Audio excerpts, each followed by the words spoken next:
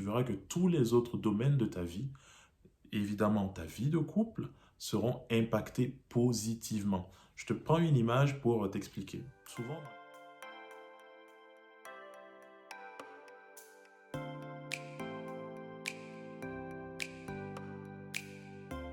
Bienvenue sur la chaîne Mariage épanoui avec Dieu, je suis Raïssa. et moi Stéphane, Ici, nous partageons des conseils pour construire un mariage épanoui et solide avec Dieu au centre. Abonne-toi et active les notifications pour être prévenu de toutes nouvelles vidéos sur la chaîne. pour cette toute première vidéo de l'année 2022, nous allons te partager 3 conseils pour réussir ta vie de couple.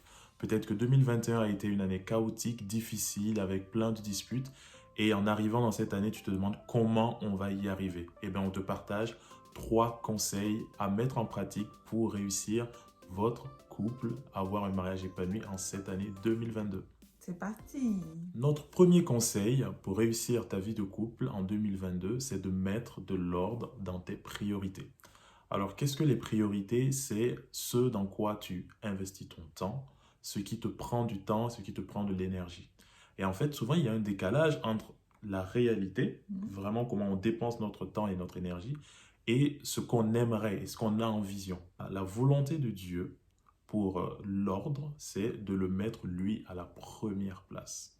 Mets Dieu à la première place et tu verras que tous les autres domaines de ta vie, évidemment ta vie de couple, seront impactés positivement. Je te prends une image pour t'expliquer. Souvent dans les mariages, vous voyez qu'il y a une fontaine de champagne qu'on fait. Donc avec des coupes qu'on dispose sous forme de pyramide et on remplit d'abord la première coupe et quand la première coupe se remplit, elle se déverse dans les coupes inférieures.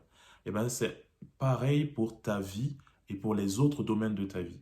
Si la coupe au-dessus, qui est ta relation avec Dieu, ton intimité avec Dieu, est remplie, eh bien, tous les autres domaines seront influencés positivement. Alors pour cette année, nous t'invitons premièrement à faire le point. Assieds-toi, regarde où tu mets ton temps, ton énergie.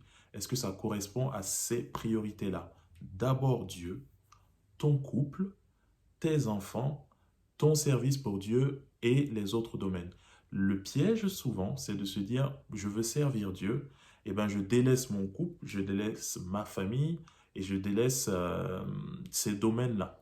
Et pourtant, servir Dieu se fait aussi au travers de son couple, au travers de sa famille. Donc quand tu t'occupes bien de ton couple, de ta femme ou de ton mari ou de tes enfants, tu es aussi en train de servir Dieu. Alors, premier conseil, mets de l'ordre dans tes priorités.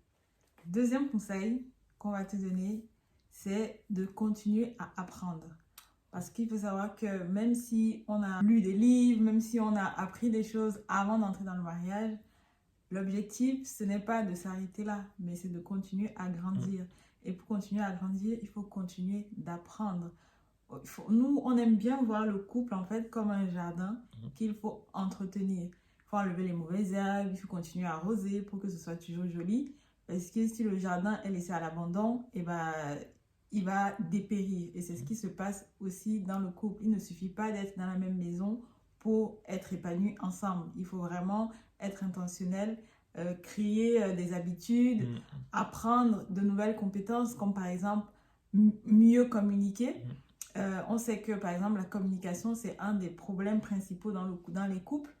Et pourquoi ne pas se focaliser, identifier un problème que vous avez qui revient souvent, qui est vraiment une occasion de chute dans votre couple et vous concentrer pour vraiment apprendre une nouvelle compétence qui va vous permettre de mieux gérer ce problème-là. Si on prend l'exemple de la communication, sachez que à la fin de l'année 2021, nous avons créé une formation qui s'appelle Havre de paix, dans laquelle nous aidons les couples à créer une relation harmonieuse. Et dans cette formation, on aborde en profondeur la communication dans le couple. Donc, on va mettre le lien en barre de description pour accéder directement à la formation. Mais voilà, c'est déjà une formation qui a été créée, conçue en ayant en tête l'épanouissement de votre couple. Vous pouvez aussi lire des livres. Vous pouvez choisir un livre justement en lien avec la problématique que vous rencontrez et prendre le temps de lire, mais pas seulement, mais aussi identifier des actions concrètes que vous pouvez mettre en place pour améliorer votre communication. Le troisième conseil qu'on aimerait te laisser, c'est de mettre tes efforts pour répondre aux besoins de l'autre, les besoins affectifs de l'autre. Il faut savoir que autant qu'on a besoin de manger, de boire, on a aussi besoin de se sentir aimé. On a des besoins affectifs. Et dans la relation, dans votre mariage, l'autre est celui-là qui est le plus à même de répondre à ce besoin affectif. Et donc, on veut t'inviter en cette année à mettre tes efforts pour répondre aux besoins de ta femme ou de ton mari. En le comblant, tu connais peut-être cette expression de l'arroseur arrosé, c'est quelque part le remplir pour que lui, à son tour, soit à mesure de déverser en toi. C'est en fait un cercle vertueux qu'on essaie de créer. Peut-être qu'aujourd'hui, tu te dis, moi aussi j'ai des besoins, moi aussi j'ai envie d'être aimé. Oui, tout à fait, tes besoins sont légitimes, tu as aussi ces mêmes besoins-là. Mais on veut t'inviter à faire aujourd'hui le premier pas, à enclencher, à démarrer un processus qui va être bénéfique pour tous les deux. Commence à remplir les besoins, à remplir le réservoir affectif de ton mari ou de ta femme. Comment tu peux faire cela? Ce n'est pas inné. Tu as besoin de communiquer avec lui, d'apprendre quels sont les éléments qu'il font, qu'il se sent ou qu'elle se sent vraiment aimée. Donc pose-lui simplement la question. C'est pas très compliqué au début. Pose-lui la question, comment je peux faire pour que tu te sentes aimé, épanoui dans notre relation? Et ensuite, passe concrètement à l'action. Et il faudra être intentionnel. Parce que parfois, les besoins de l'autre ne correspondent pas toujours à notre façon de communiquer l'amour de façon naturelle. Donc, il faudra que tu sois intentionnel, mais je t'assure que en faisant ces efforts-là, ça va payer pour votre couple. Vous allez créer un cercle vertueux, vous allez vous alimenter l'un l'autre et vous allez ainsi parvenir à une relation où vous épanouissez ensemble.